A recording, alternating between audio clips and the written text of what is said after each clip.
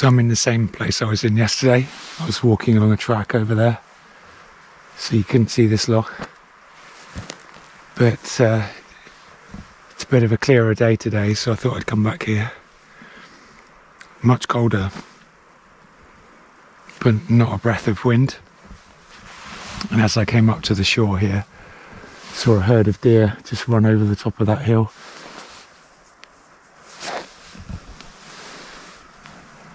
In the summer, this gets really, really warm.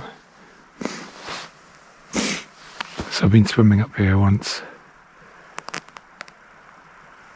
I'm scared of the mystery of deep water though.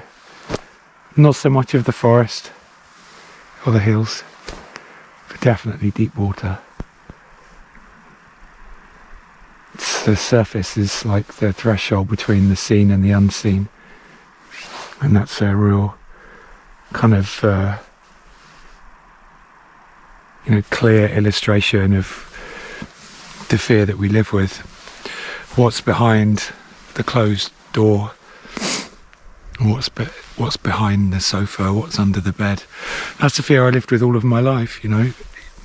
Even now in my house, I don't like closed doors. I feel more unsafe inside the house than I do here or in the forest. But I thought I'd come back here. I only made a video yesterday and it's the first one I published in about a month. And I said something that I wanted to expand on.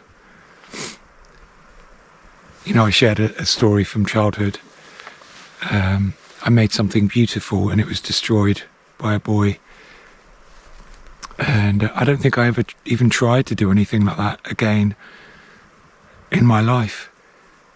You know, maybe transition was an attempt to become beautiful because I felt so wretched as a boy and I was physically filthy and I felt filthy inside. So, you know, what a boy's made of, slugs and snails and puppy dog's tails. That was a rhyme when I was a kid. And that's how I felt. So,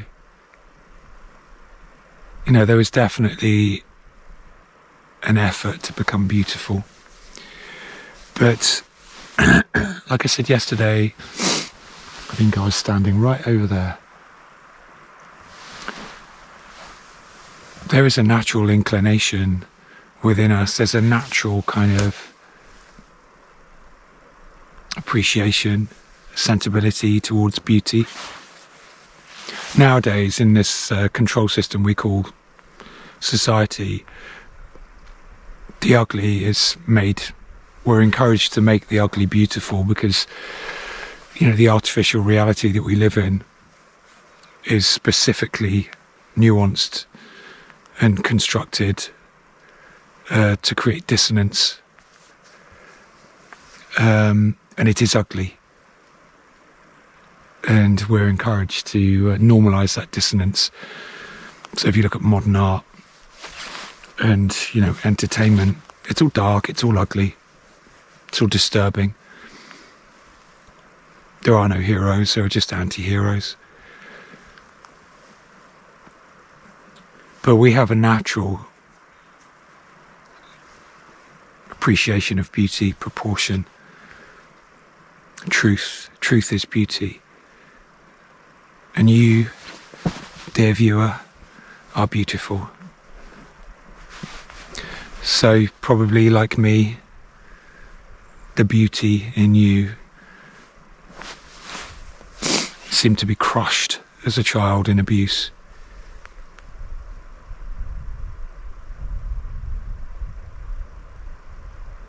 But you are beautiful nonetheless.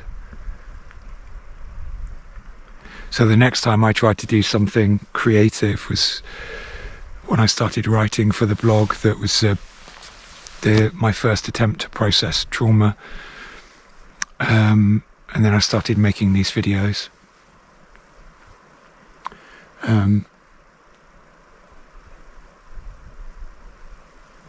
But the writing was always from a place of such intense pain. But I think there was still a beauty there in a way. The way I structured sentences, the words I chose. I found a comment once, somebody said that they'd found my channel and my descriptions of pain were exquisite.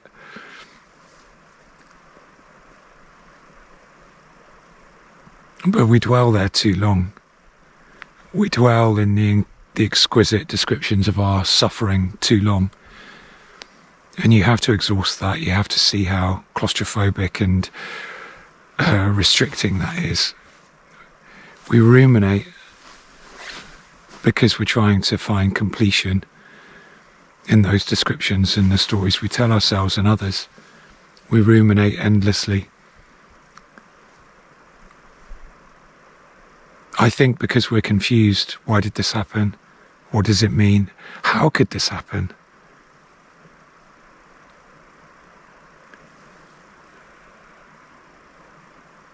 But completion is found here. Completion is found in your truthful presence, in relationship, in reality, not in the ruminations and endless effort to right the wrong in mind, in the stories you tell yourself, in the stories you tell others, seeking resolution to the injustice of abuse.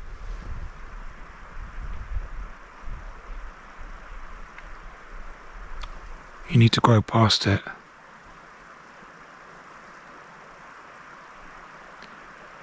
Accept that you are more already. You are beautiful. You are truthful. You are here.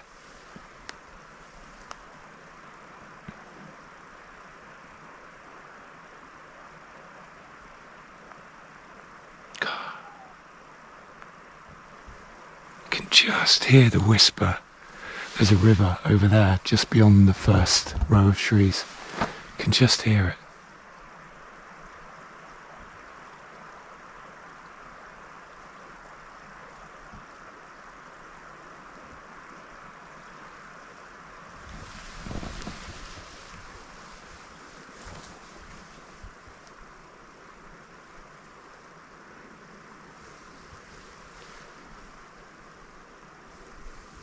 We're seeking answers.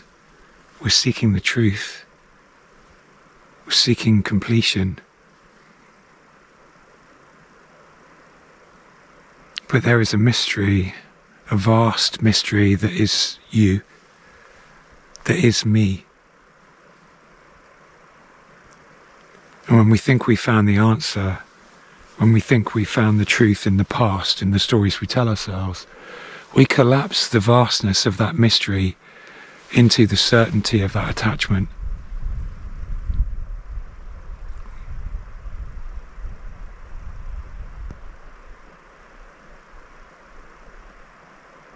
Into that answer. This is me. This is me. This is my story. This is who I am. And the mystery cannot be contained. So we feel claustrophobic again. We want to break free again from the story we've told ourselves. So there is a gradual dawning realization that there is nothing that you can say that describes you. There's no attachment that completes you. There's no story you can tell. Nothing. And gradually there is a letting go and a letting be. Somebody in the comments under the last video suggested that, and it is a more accurate way of looking at things. You just let it be.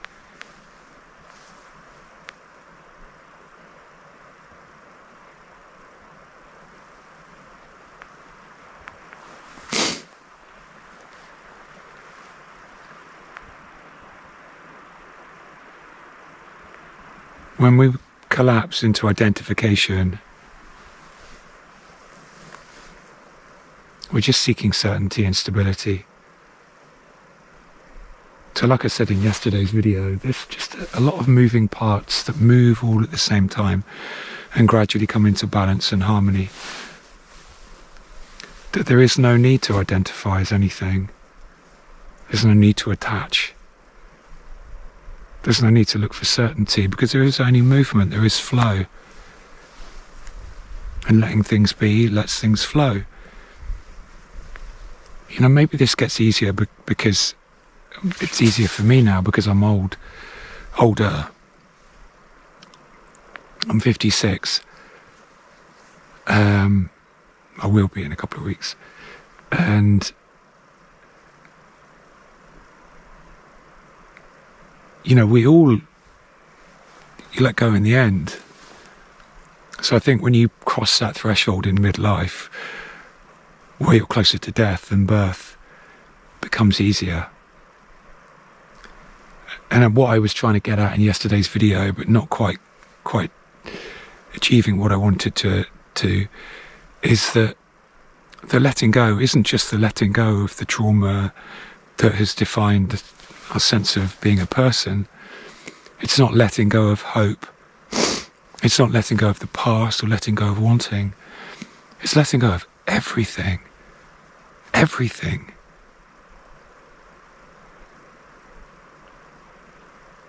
And then you are in the world, but not of it.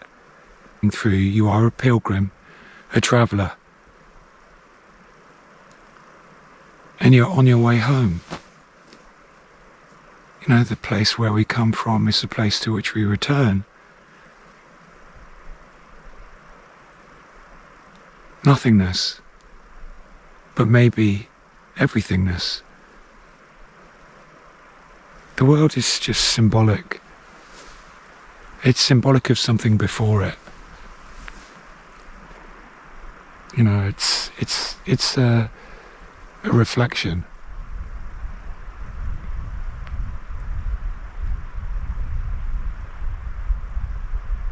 And maybe that place is where we come from.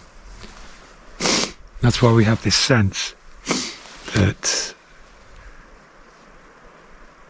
there is something more. I think we trust that. Just trust that.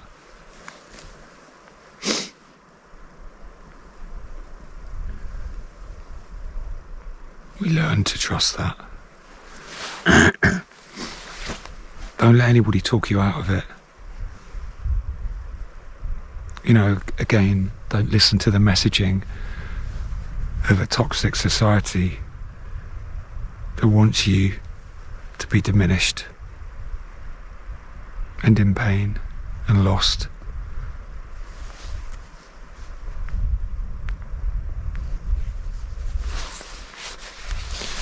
Because then you seek answers from the offerings of that same society, that same control system.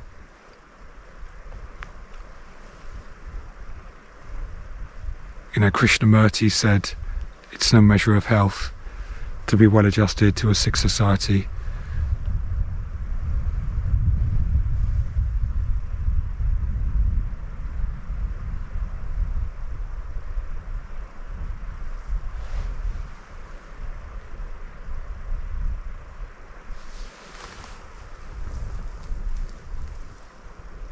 So you are beautiful, dear viewer. You are beautiful, unavoidably beautiful.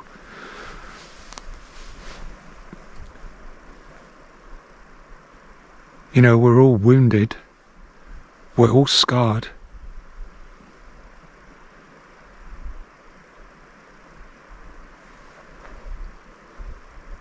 But it's how we live with that makes us beautiful. How often you've been hurt. How often you've been so hurt, but yet you're still willing to show up. You're still willing to love. You're still willing to give yourself a chance. And that is what will get you through. That is what will get you through these seemingly endless times of grief and sorrow. The awakening, you know, to the truth that we bury so deeply.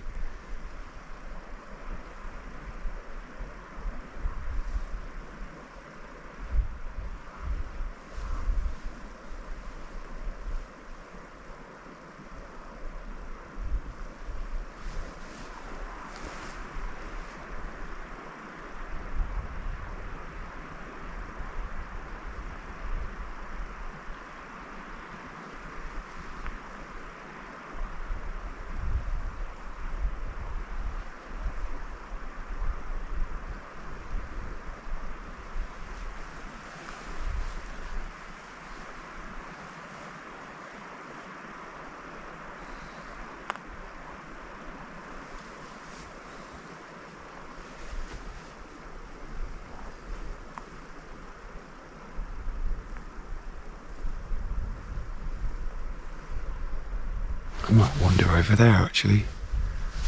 Those trees look inviting. I've never been over there. They almost look too perfect.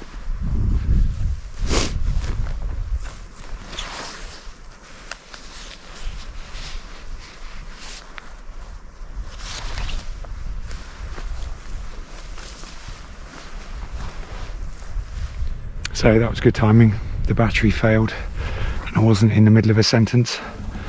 So I did just try and walk all the way over there, and I was going to record, but it's too rocky, and I think I've said what I wanted to say anyway, and the sun is going in, so I'm going to wander home now.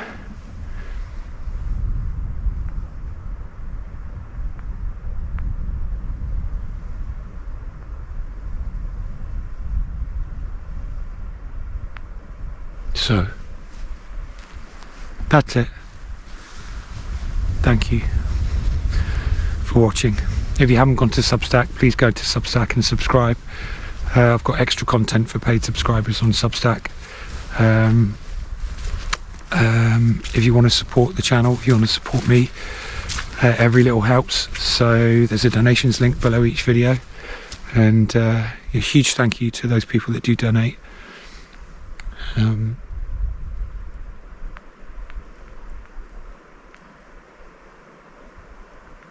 I might stay here a while, just soak up the silence, and I'll be back soon. Thank you for watching. Take care. Bye.